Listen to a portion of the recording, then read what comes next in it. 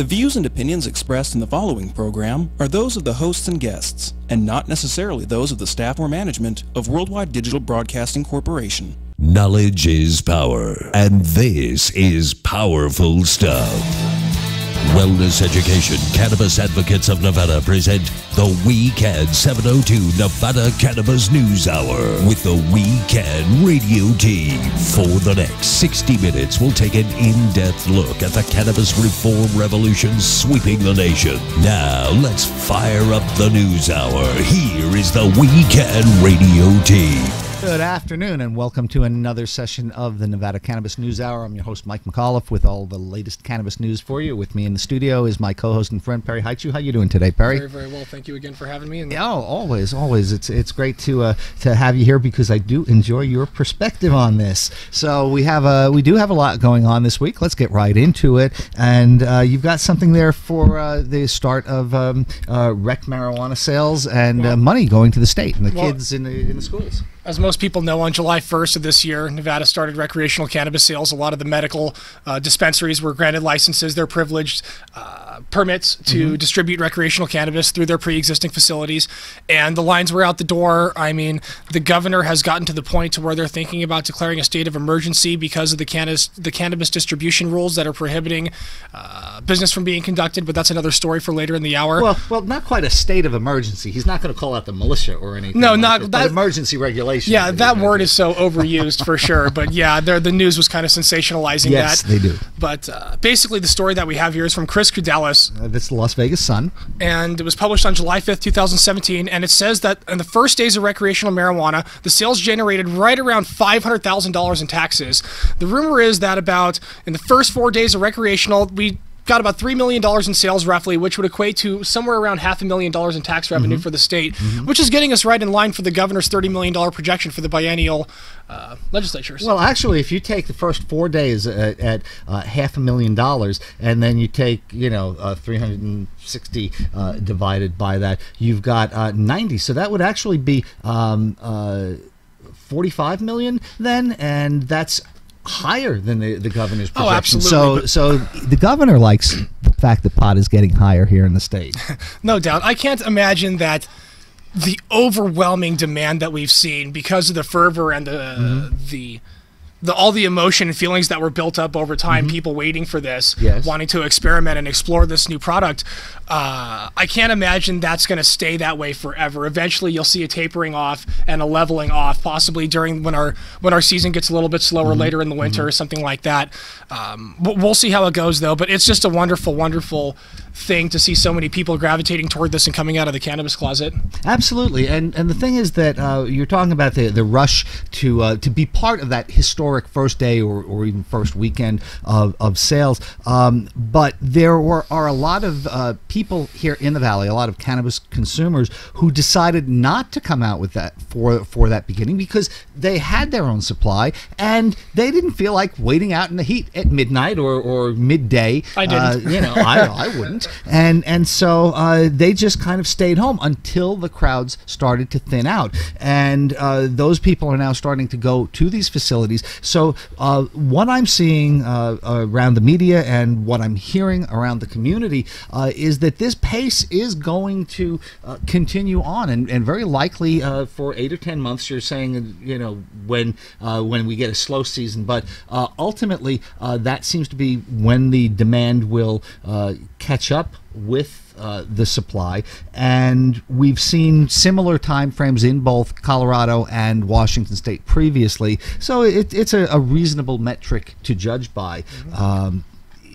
Where that's going to go after that, nobody knows. But I'll tell you what, in 8 to 10 months of the kind of sales that they're doing now, there should be very few of these MMEs who are not into the black already, because many of them have been running in the red because the medical market would not sustain the I think most all of them were losing money and were pretty desperate to hang on. Pretty much. I heard of 1 or 2 cultivations in the valley that were breaking even slightly in the black at this point. But with the rec market coming in, these guys are steady. And you mentioned from the story some of the lines that people had outside of these facilities, and I would say that if a facility is serving its customers, and you have a line, whether that line is 1, 10, or 1,000, as long as that line is there, however small, that means you're working to capacity. And each time if you bring one person in, one more person comes on the line, you're operating ideal. So these huge crowds don't matter as much as the total amount of sales that these guys are doing. And from one dispensary group that I heard of recently, in the first 24 hours, they were averaging $7,000 an hour roughly in sales. It's unbelievable. And after 4 or 5 days, another facility that I know of is on track to make between $1.25–1.5 million in the first 30 days of this. So these businesses are they've reached the promised land in a way, and I don't expect that you're going to see a sudden slowdown, because now, as it becomes a very mainstream casual thing, I think you'll just have more and more people going into these. And one of the dispensaries I know, on the opening weekend, they had a 20% off sale. Anything 20% off. And my first thought is, this is insane. Why would you have a brand new business with a highly in-demand product and then immediately start discounting? It's like a race to bankruptcy for these different companies. But the viewpoint is that in an area that is underserved, because you will find that there are areas in Clark County where you'll have a few of them within a mile or two, and then there are areas where they're spread out. Well, where they're more spread out, these places have the opportunity to pick up a customer base, and not from the other dispensaries that they're in competition with, but the dealers, the street dealers, the black market guys, by coming in here and making a discount more or less equal to what the taxes are going to be. They're giving the people out in the community the incentive to come on in, look at this huge selection, this big candy store, as opposed to going to their regular dealer who might have 1, 2, 3 strains. Sure, absolutely. Variety is key and convenience is key. Nevadans, Las Vegans especially, are spoiled with our massive amount of conveniences that we take for granted in our local communities. People don't really understand until you move away from Las Vegas.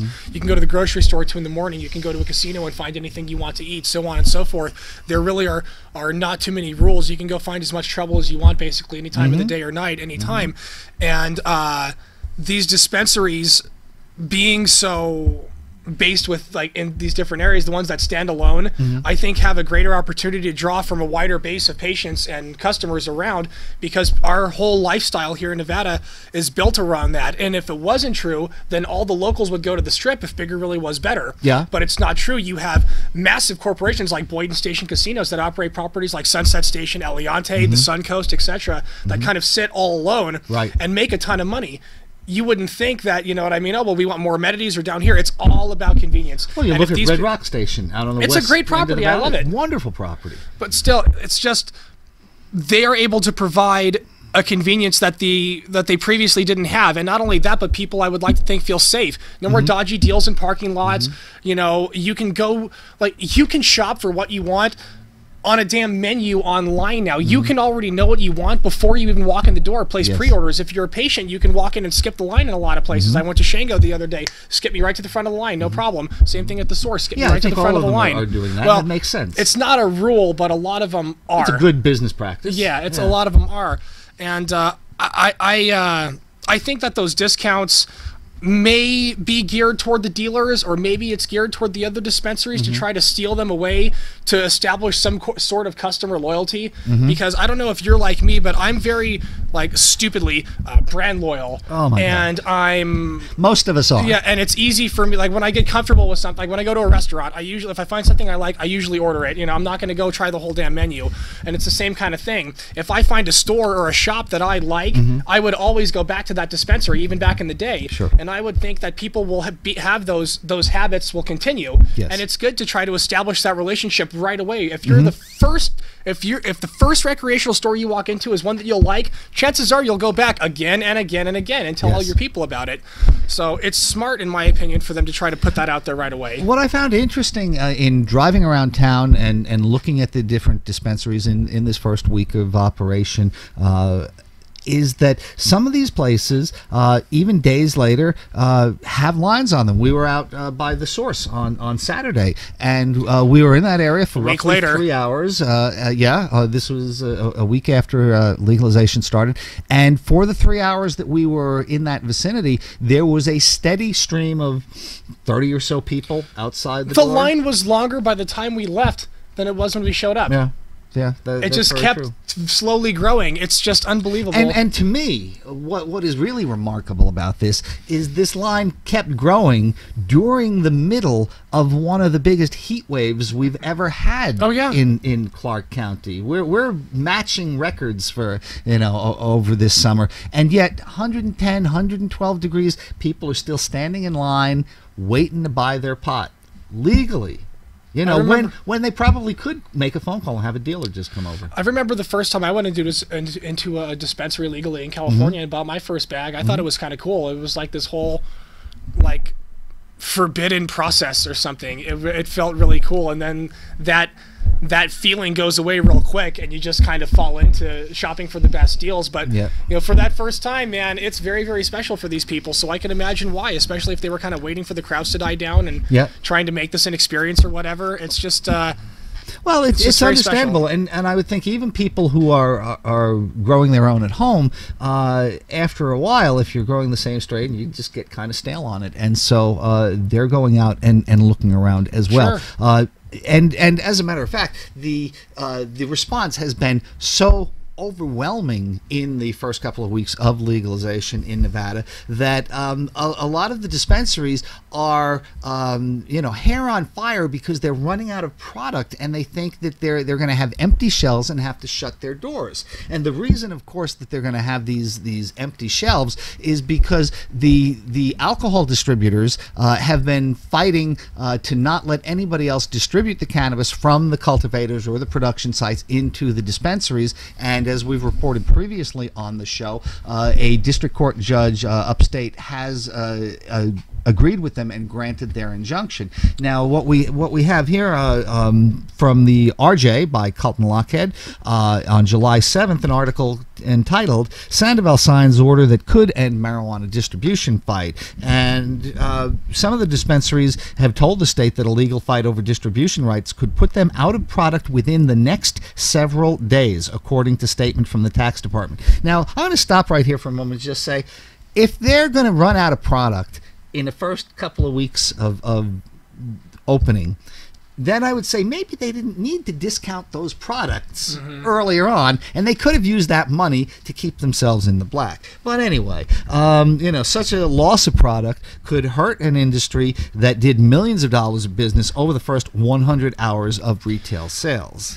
So, based on reports of adult use marijuana sales already far exceeding the industry's expectation at the state's licensed 47 retail marijuana stores, and the reality that many stores are running out of inventory, the department must address the lack of distributors immediately, a statement from the governor said. This whole thing has been an absolute mess from top to bottom.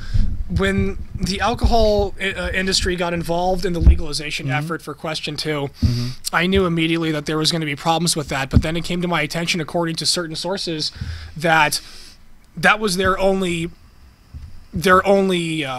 remaining course, their only remaining option after the dispensaries themselves, the pre-existing medical marijuana licensees, flat out refused to spend any money toward legalization whatsoever, leaving them basically high and dry looking for alternative sources of revenue.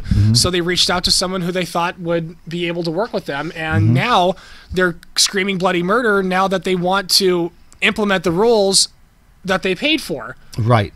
So they knew that they were getting in bed with the devil when they signed that deal.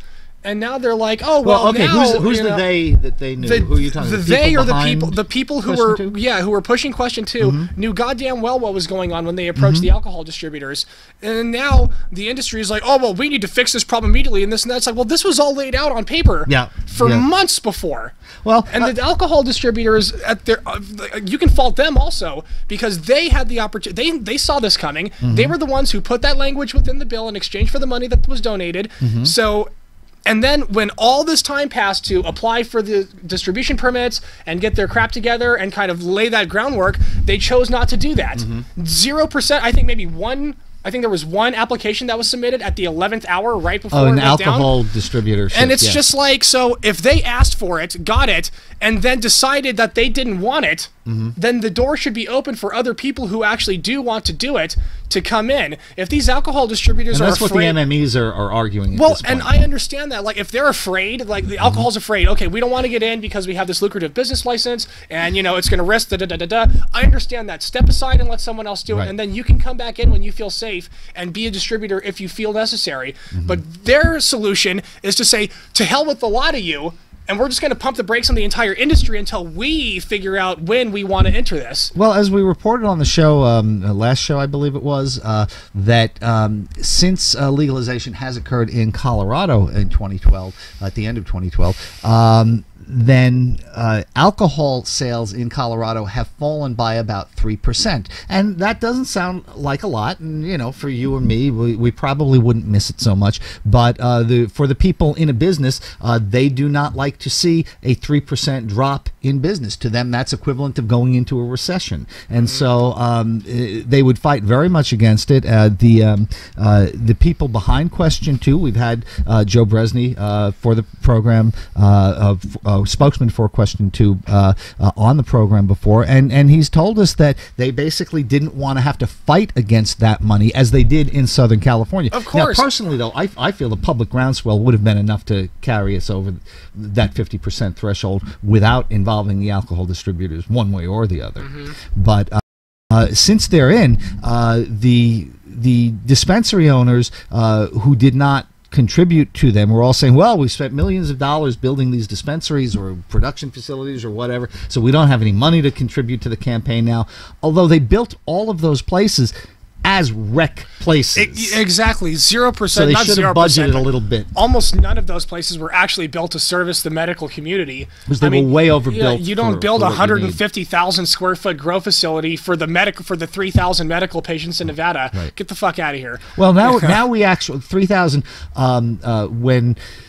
3,000 back when the dispensaries opened, 3,600. Now we're actually up to 22,000 in the state. So it's moving in a good direction for those people. So anyway, getting back to the story from the RJ here, what the governor has done is sign a set of emergency regulations which will allow currently licensed MMEs to act as distributors while they're trying to figure this mess out with the alcohol distributors. And from what I understand, there are 5 licenses in the works from alcohol distributors, but none of them have gone to the point where they're going to actually be carrying pot around the state.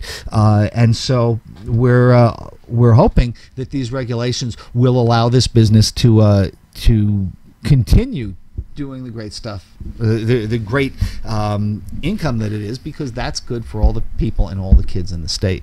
So what else do we have on this? Well, we have Rihanna Durrett, who is the executive director for the Nevada Dispensary Association. She said that roughly $3 million worth of recreational pot was sold during the first 4 days of sales, which began on July 1st, and that will net the state about $1 million in taxes. And I've got to say, I'm seeing disparity in that between the $3 million in sales, but whether that will net the state $500,000 or $1 million in taxes, and that's a big chunk. So for the Department of Taxation, yeah, we're gonna have to get real numbers from this. But according to the department, based on reports, we just covered that actually. So it's interesting to see where this is going to go. Statutorily, the legislature cannot change this alcohol distributor caveat for at least 3 years, but there will have to be a workaround. And these emergency regulations that the governor is proposing will be held on Thursday of this week at a tax commission hearing, and so we're going to see whether they approve them this week. And I fully expect that they do, because the tax commission is part of the executive branch, which is run and appointed by the governor. So if he wants to do it, I think pretty much they're going to They're going to follow his lead there. Like I say often on the show, he wins a lot. So if he wants it, I think he'll get it. He does. He absolutely does. And staying here in Nevada and closing this stuff out here, we have a letter from Congressman Ruben Cahuin of the 4th District here in Nevada, and this letter is dated June 30th, and it is addressed to Attorney General Jeff Sessions.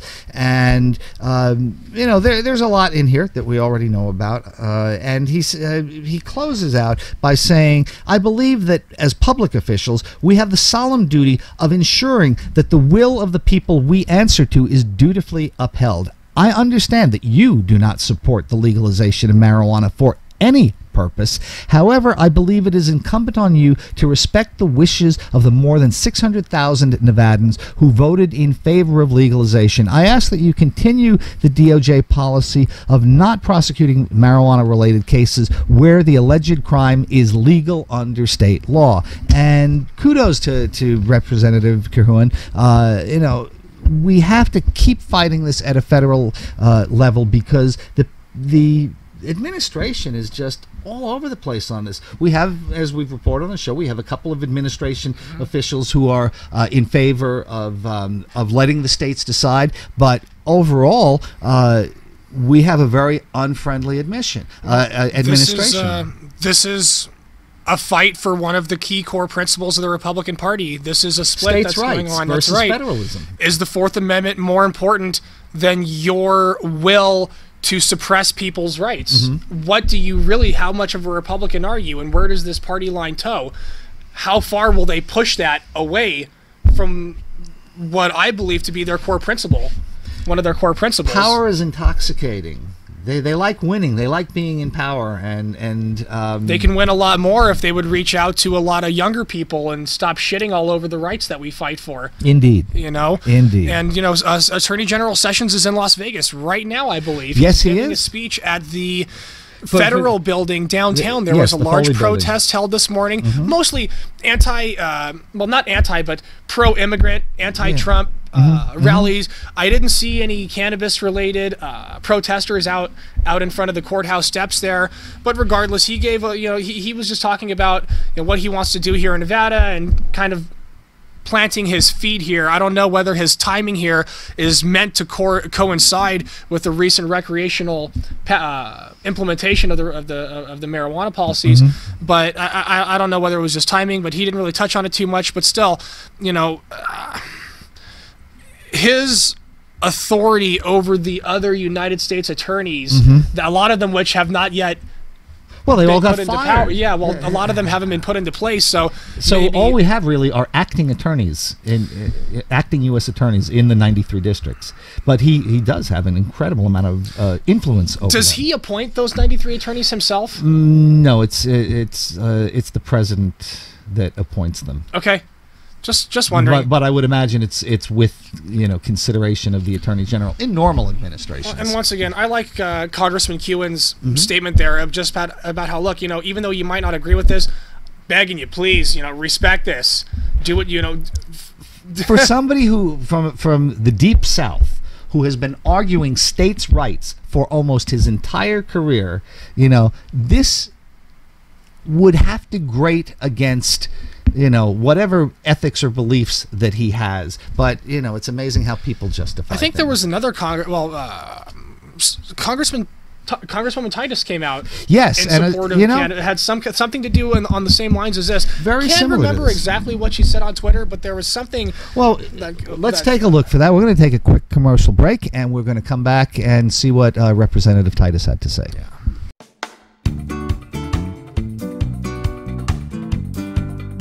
My name is Janine Evans, and I am the office manager at Getting Legal, and we help people get their medical marijuana cards. Anyone can be approved for a medical marijuana card as long as they have a pre-existing medical condition. The medical conditions recognized in Nevada include severe pain, severe nausea, muscle spasms, seizures, glaucoma, cancer, HIV or AIDS, and post-traumatic stress disorder. Our staff helps every patient determine before they come in for a visit whether or not they will qualify. We take care of the whole process of getting a medical marijuana card from the state of Nevada from start to finish. Our services include paperwork processing, a physician's visit, notary services. All of our patients pick up their approval letters right here in our office. We make it fast, simple, and easy. During your consultation, we will discuss different products available at the dispensaries, such as edibles, lotions, and concentrates. We will also discuss different ways to medicate, such as smoking or vaporizing. You will receive a separate identification card identifying you as a medical marijuana patient. This is used to enter the dispensaries and only to enter the dispensaries. Every veteran receives a discount off of the full price of their card. We also offer discounts to anyone working within the medical marijuana industry. All you need to do is call 702-979-9999 and a member of our friendly staff will help you schedule an appointment.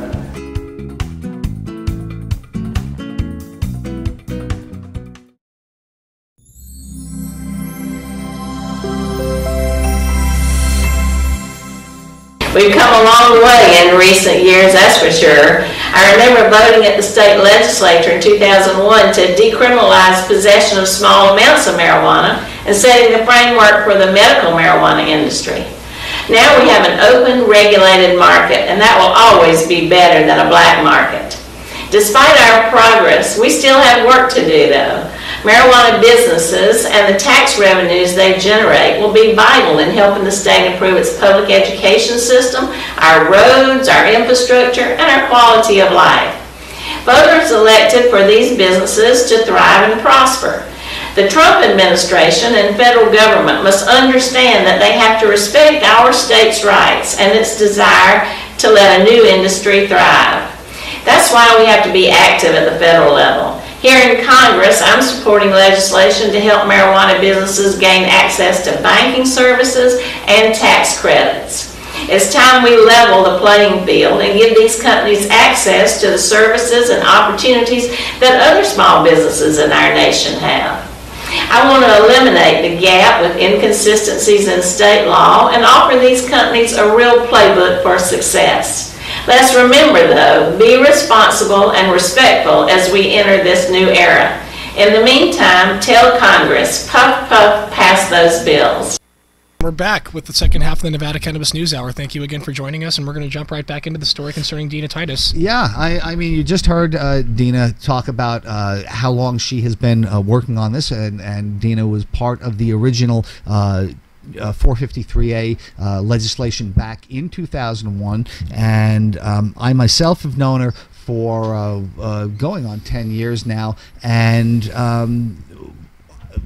Dina, like many politicians, was at first reluctant to talk about this issue or get behind it much, but all of a sudden there seemed to come an epiphany with her sometime after the federal raids in Clark County in 2010, and Dina became more out front on this issue and has been a good ally to this cause since. And currently sitting in Congress, she has she is a sponsor or co-sponsor of multiple cannabis-related bills, from rescheduling to veterans issues and others. So she has really become an ardent advocate for our cause, which I was surprised at that from having met her all these years ago. But you know, most of us grow and change and conform our opinions. And I do know that there were people who now claim credit for working on that 2001 medical marijuana bill in Nevada,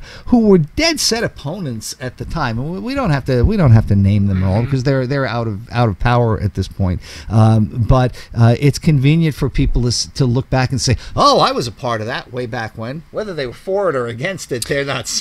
That's kind of like those stories you hear about that baseball game that went into extra innings and everyone left, and there was only like 10,000 fans in the left, but yet like 1 million people will tell you the story that they were there. You know what I mean? Well, or like, if you're talking, I was at that concert. You sure you were? If you're talking about the famous New York Mets, San Francisco Giants game in the late '60s, which became for almost 40 years the longest baseball game in history.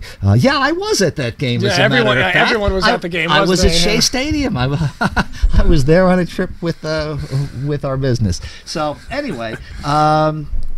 Let's see, what else do we have going in the area here? I have something from the Lake Powell News, which is not a source we usually find anything much about this, but they report that the Navajo Committee passes pot proposal, and it's written by John Christian Hopkins with a tag date of July 2nd, and he says that Navajo Nation Council delegate Jack Lee Jack Sr. has sponsored legislation aimed at making medical marijuana legal on the reservation. And former vice presidential candidate Dina Benally told the council's Health, Education, and Human Services Committee how medical marijuana could have eased his mother's final months. And I don't have to go into reading that, because most of us who have been touched by this cause have plenty of personal stories on this. Well, his legislation would allow businesses to cultivate or produce cannabis or hemp for economic, industrial, or scientific purposes. But to make marijuana legal, the tribe would have to amend Title 17, Section 391 of the Navajo Nation Code. Now, I'll confess to being ignorant here. I would never have thought that the Navajo Nation would have documents with Title I, Section 391. I would think that's more a structure that might have been imposed by some outside federal authority on them. But currently, they're a legit business. They operate like anything else. I reckon. I know. Well, they are a sovereign nation, allegedly. Well, currently the tribe has a zero tolerance policy towards marijuana, and anyone caught in possession could face up to 1 year in jail or $5,000 fine. And that's really interesting, because now you have the sovereign nation that can be sitting within the state of Nevada and or Arizona or something like that, states that have medical, and you could be outside the reservation grounds, have some pot, and walk onto the reservation grounds and still be a legal state patient and face a year in jail and a $5,000 fine. That's. I wonder where the original legislation came from with that, because it seems like the government of the United States, the same people who shit all over them, are the same people who are implementing the anti-cannabis policies. I wonder what led their tribe to independently, of their own accord, outlaw marijuana with such strict penalties. But that's another story for another day. Yeah, indeed. Mr.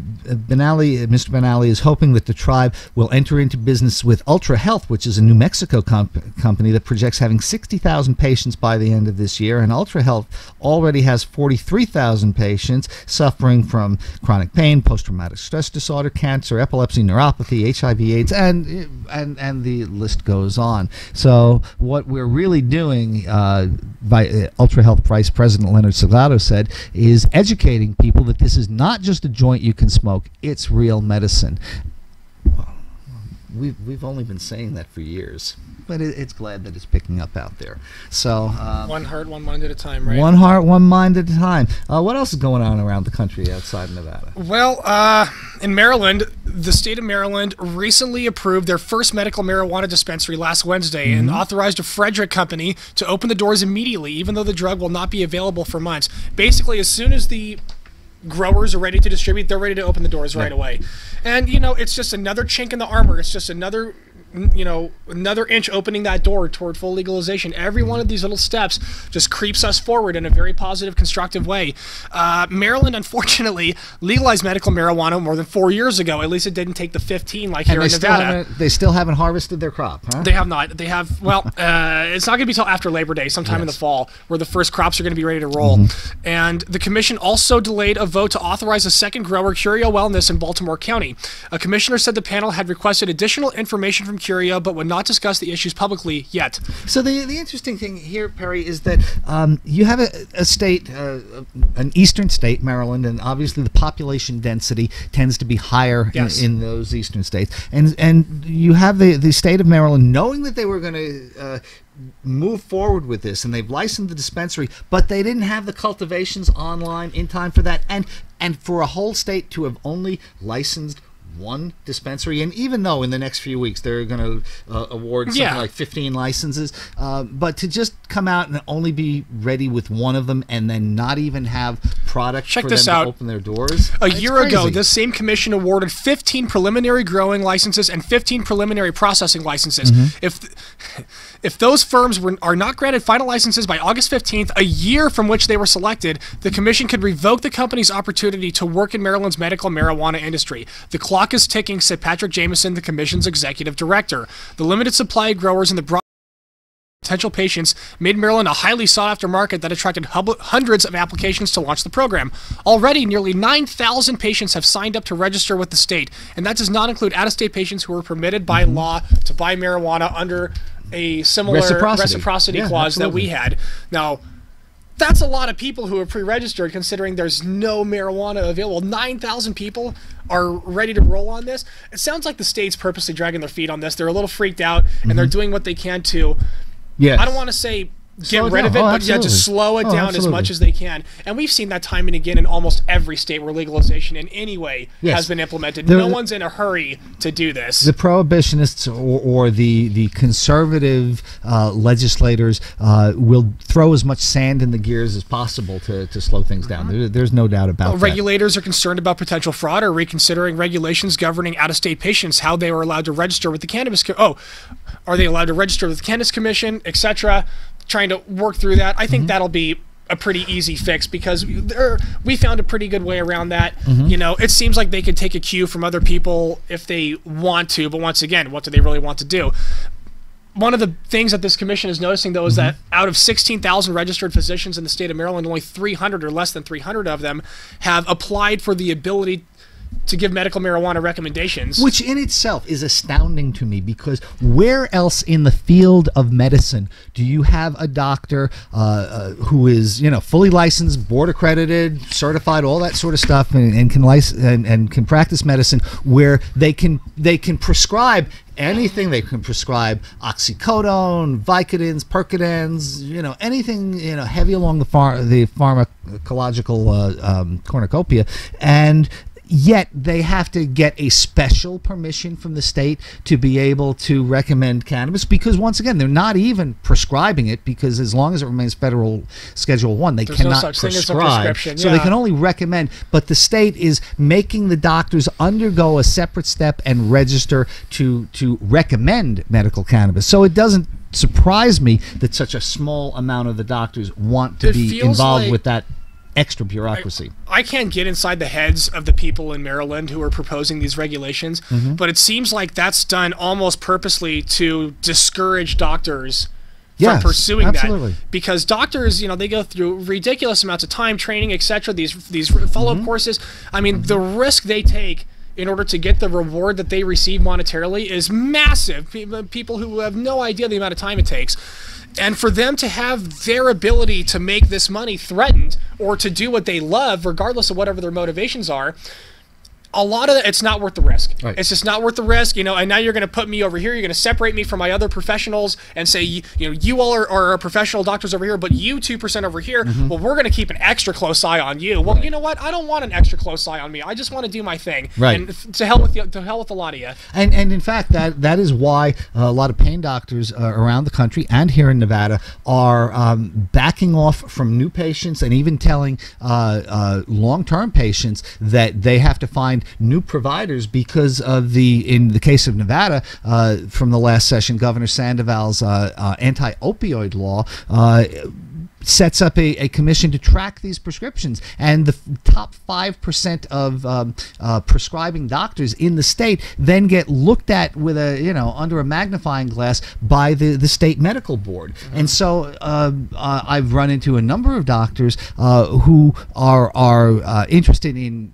recommending cannabis because they are afraid of what the state will do if they continue to prescribe opioids. And while we do have a crisis in this country, there is absolute legitimate need of pain relief for people who are in serious chronic pain that the opioids do treat. And so it's just kind of an odd situation where you have these people who are some of the best educated and trained professionals in any aspect of our society, and then you are putting restrictions on what they can do, how they can help their people. People always fear what they don't understand, and people don't understand it, and they want to do what they can to control it. Yep. We'll just see. Once again, we'll be keeping a close eye on it, and if anything further develops, we'll of course keep you posted on how this plays out. And we're under the control of the people who pay the bills and keep the lights on, so we're going to have to take another quick break. We'll be right back. Crazy Terry here with your car care tip of the day. So it's not a bad idea every now and then to check your battery. If you don't know how to do it, have somebody check it for you. Just a visual inspection can tell you a lot about your battery. So as we can see here, this battery's got a hold down. It's nice and tight. The cables are on. They don't look bad. We've got a cover. We don't see any corrosion. Everything's kind of tight, looking good. A little bit of dirt, that's normal, but nothing's leaking. No real cause for alarm here. So that's a good sign. Doesn't mean it's good, but at least visually we know that it's intact. Okay, so we're looking at a battery here that shows signs of corrosion. We want to test that battery to make sure it's good. Usually when they're getting like this, there's going to be a problem, leaking some acid at the top. We ran the test and we find out it has 396 cold cranking amps, but the battery requires 650. So it's just not enough. The battery is going to go soon. Better to know now than later. Okay, so the benefits of checking the cable is because this cable's rotted out. What we'll find is this is the problem, not the battery. So it'll save you from buying a battery, still having the no start, only to find out that it's a cable. This type of corrosion is common in diesels. Okay, so we're getting ready to jump the car, but we have to have some battery cables. And we have to check those too before we hook them up to the battery. So here we have our standard set of battery cables. We just look them over, see if the ends are frayed, if everything's connected all right. Everything looks good here. Wouldn't hurt to check the rest of the cable just to make sure the dog didn't get it and chew it up. We have red and black. Red's positive, black's negative. You always want to hook the positive up first and then the negative. And I'll show you how that's done right now. Keep these off to the side so they're not touching each other. Hook up your positive. You can find that right here by the plus sign, the negative sign. Plus is positive, red. Make sure that's securely hooked up. Keeping these away from each other. Hook up your negative cable. Just got to fight it on there. Figure out a way to get it. Wiggle it a little bit so it ensures a good connection. Now you're transferring voltage. If I hit these two together, we're going to spark. Kind of want to avoid that. Won't kill you. Kind of fun. A lot of people think if they can turn the headlights on, the battery's fine. That's not always the case. It takes very little amperage to turn a light on, but it takes a lot of amperage to start the starter.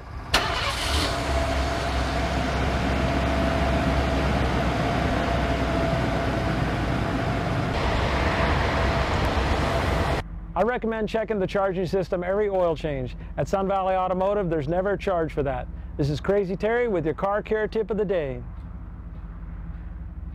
And welcome back to the show. Staying on the East Coast, actually, a little north of Maryland, is New Jersey, and we have an article here that the marijuana industry gears up after New Jersey candidate backs legalization by Nick Corsanti, and this is postmarked July 7th out of Belvedere, New Jersey. It says stacks of resumes from retired state troopers sit on a desk just outside the TerraTech farm here. Fuck that. Though the need for experienced armed security guards appears excessive amid the serene setting and the scent of basil and rosemary growing at the 5-acre indoor farm, the troopers, however, are hoping to work for the company's next major agricultural expansion in New Jersey, marijuana. I think I'm about to sell my TerraTech stock. They told us, keep in mind for when you guys do get that cannabis permit, said Mike James, Chief Financial Officer for TerraTech. Keep this in mind. He said the march towards full marijuana legalization has percolated in the state for years, and the use of drug for medicinal purposes has been legal since at least 2010. But since Philip Murphy, the Democratic candidate for governor and the early favorite in recent polling for November's general election, announced his unambiguous support for making recreational marijuana use legal, the $6 billion nationwide industry has aggressively accelerated its efforts in New Jersey. And his Republican opponent, Lieutenant Governor Kim Guadagno, opposes legalization. But this is setting up a very interesting fight in a key state. New Jersey has a significant population to it, and if heavily they go legalization, heavily Democratic leaning. Largely Democratic leading in their Senate and congressional offices, but having grown up in New York and watching governors in Jersey, they did have a very even mix of Republican and Democratic governors in the state over the last 50 years or so. So it is somewhat balanced there, but it is a more progressive state, and it's interesting to see what will happen over here in New Jersey. For a governor to come up, or a gubernatorial candidate to come up backing outright legalization is, another milestone in the cannabis policy reform in this country. Absolutely, especially since Christie is so anti-cannabis and there's such a wave of cannabis reform going on right now. I would hope that plays in. I'd love to see a debate between those two concerning these two candidates, especially when they talk about the financial stability and the justice system, etc. Sure. Like, I would love to see what Christie really has to say in a one-on-one over that issue. And I know he's very adamant. Christie is now the least popular governor in America and one of the least popular governors in New Jersey history. More than ours, huh? Yeah, and so he's he's termed out, so he will be out of office soon, which is a terrific thing. And apparently he was trying out for a second job as a DJ on WFAN back on the East Coast, which is a sports network, and he had one of his constituents call into the show and lambaste him on his policies, especially where he closed down public beaches in a state government shutdown at the end of last month, and then went out onto one of the state beaches, just him and his family, with none of the peasantry around to spoil their view. Spoil his McDonald's. Spoil their view. And so somebody called into the WFAN radio show that he was on, and essentially told him he was a fat ass and was working against the people of the state of New Jersey. And I gotta say, fat ass Christie sounds like a good moniker for him. I think he represents everything that's wrong with the Republican Party, all rolled up into one horrible package. And not just the political positions that he how has, he comes across, how he walks, hubris. talks, he carries himself. Yeah. Oh, the way he carries himself is terrible.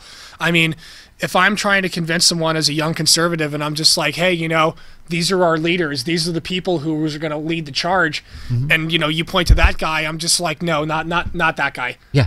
And we have them on both sides of the aisle. Sure, of course we do. But with he Chris, gets a lot of press too, though, which doesn't help him. He does, because he's right next to a major media market. I mean, you can take Sam Brownback in Kansas, who is equally as reactionary and right wing as Christie, in some ways more so. But Laporte from Maine. Yeah, but you don't get as much press with some of these guys because they're outside of the major markets. Slam next to New York City. Yeah, exactly. And exactly. I know this has nothing to do with it, but the fun thing that got me pissed off is the first sentence of this. Stacks of resumes from retired state troopers sit on a desk outside the TerraTech farm. What the hell do you want? You should be banned from working in the cannabis industry. I mean, outright. Like, if you're a law enforcement agent, why the hell would you want to enter the industry that you spent your entire life trying to denounce and shut down? It's absolutely sickening. Let's say I'm a marijuana... Well, it's hypocritical, I think. It's pathetic. Like, if I'm a marijuana consultant or whatever the hell I call myself, and I'm going to go ahead out and I'm going to try to all of a sudden switch gears and I'm going to open a police supply warehouse, do you think that with my background I would be open-armed welcomed into their fold? Fuck no. Even if I had competitive prices and all that nonsense, because they, you're a bad, you're a bad, because you're a doper and you're a bad guy. But because you did a few weeks of push-ups and jogging at Freedom Park, now we're gonna suck your dick when you want to come into the industry because you have some expertise. Stay out of the industry. Stay out. We don't want you here. So there's that. There's that perspective. And I've got to say that I think most of us do not like the hypocrisy, because you have somebody like Eliot Spitzer, governor of New York City, New York State, pardon me, who spent a lot of time as a prosecutor going after prostitution rings and prostitution cases, and fine. But then when he was governor, or after he was governor, it came out that he was actually patronizing some of these Caldwell services. Unbelievable. And so it's not the hammer should come down harder on him because of that. Lance Armstrong. Yes. If he would have got caught doping and that would have been it wouldn't have been no thing. But he spent all those years talking all that noise. People who use performance-enhancing drugs are terrible, and you're cheaters, and you're the worst, and da-da-da. And that's why the hammer came down so hard on him. And thankfully it did. So just as they say it's not the crime, it's the cover-up, what bothers us here is not the position or the job they had or the views they felt, but it's the hypocrisy that they feel that they don't have to play by those rules, or it's okay they can just for them. Change the rules at their discretion because they're used to it, because of the nature of their authority that they've had for their entire life with their job. And there's a shop on West Sahara in Buffalo called the Apothecarium that's I've mentioned it again. I'll mention it again today. Every time I think of it, one of their operating managers and the public face of that company is a former Las Vegas narcotics officer. Oh my God. So I will not patronize that business, and I would encourage you, these listeners, do not go to the Apothecarium, no matter if you see good deals or whatever. You are supporting narcotics officers' ability to enrich themselves on the backs of the industry that we fought for, died for. People like Nate from Sin City Co-op was murdered, in my opinion, by the state, by the federal government, because he was forced to kill himself when he was facing a life sentence, sentence for distributing medical marijuana. And now narcotics officers are banking on that same industry. It's fucking disgusting. And I do agree that I know that there are people, former law enforcement, who are getting involved with this, who did on both sides. You have former law enforcement who were not involved in that aspect of law enforcement and may not have agreed with it and are getting into this industry, and that's okay. But I do agree with Perry that the people who were actively pursuing people who are advocates for this, people who are if you're kicking down dope growers' doors and now you're growing dope, you're a piece of shit. Well, yes, especially because it is still federally illegal. It doesn't matter what we have done in the state here or in any other state to pass legalization laws, but this is something that is still federally illegal. So if you have people who were in law enforcement who are now coming over and joining various MMEs or rec marijuana companies, then they are violating the belief system. I just want people to do things for the right reasons, and that's why I'm so pissed off about the licensing structure that we had here. If every swinging dick was allowed to open a store and the free market was at play, I would have no problem with that. And not only that, but people come across and they're like, oh, you're anti-law enforcement. That's not true. That's not true.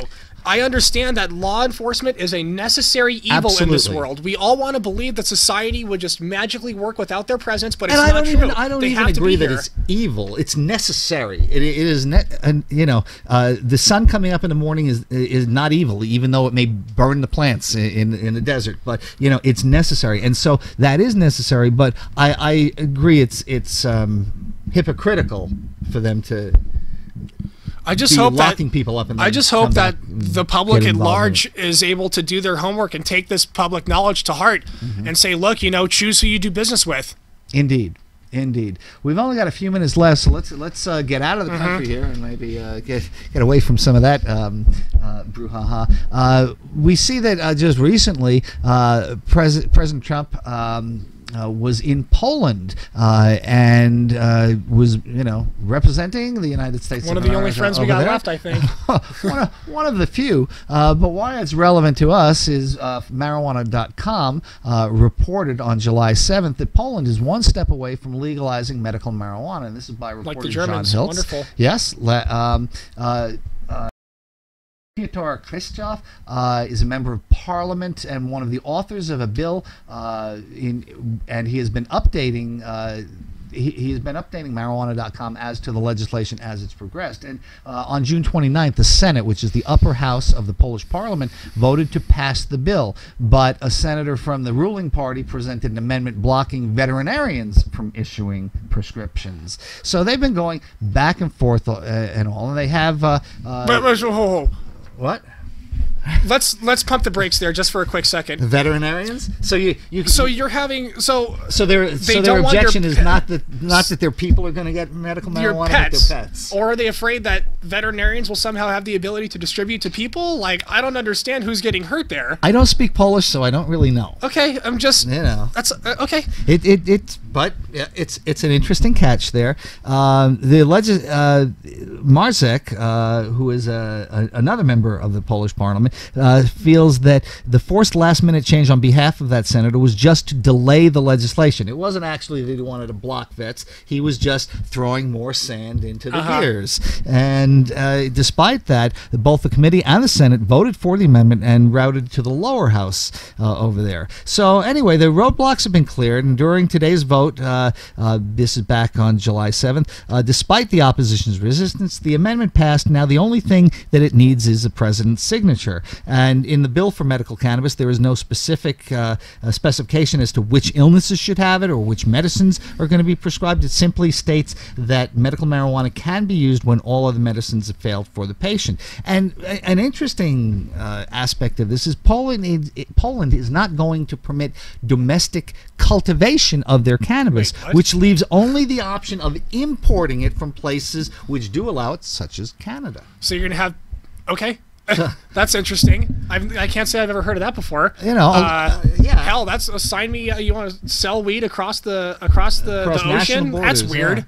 Yeah, Okay. I would actually think that there are much closer places than Canada for them to get their pot. Amsterdam. But yeah, more local dealers for them. Yeah, so it's interesting. Regardless, we'll see how it's that interesting plays out. that the final sentence in this article says once Poland officially legalizes medical marijuana, which they are expected to do, nearly 70% of European Union's 508 million inhabitants will live in a country with laws that permit the use of medical marijuana. Incredible. Well, bravo to that. Incredible. Absolutely. Well, Absolutely. we are quickly running out of time. So tell us, we got a party coming up. Weekend is throwing our summertime pool party. It's our 9th anniversary party, and it's going to be held on Saturday, August 12th. And the address is 4525 North TP Lane in Las Vegas, Nevada, zip code 89129. Again, that's 4525 North TP Lane in Las Vegas. And it's going to be from around 4:20 to 12. And the property is gorgeous. Beautiful pool, beautiful hot tub, big acreage. If you haven't already, go on our Facebook page and check it out. Our president, Jen, went and had a little preview video that she put up showing you what the facility is going to look like, the layout. It's magnificent. It's wonderful. It's really... Big saltwater pool. We are so blessed to have the people that we have. The community support. Come behind us on behalf of these parties, and we're just very, very grateful to everyone who comes and supports us when these endeavors. And this will be our first party that is post-legalization. That's right. This is a real recreational party.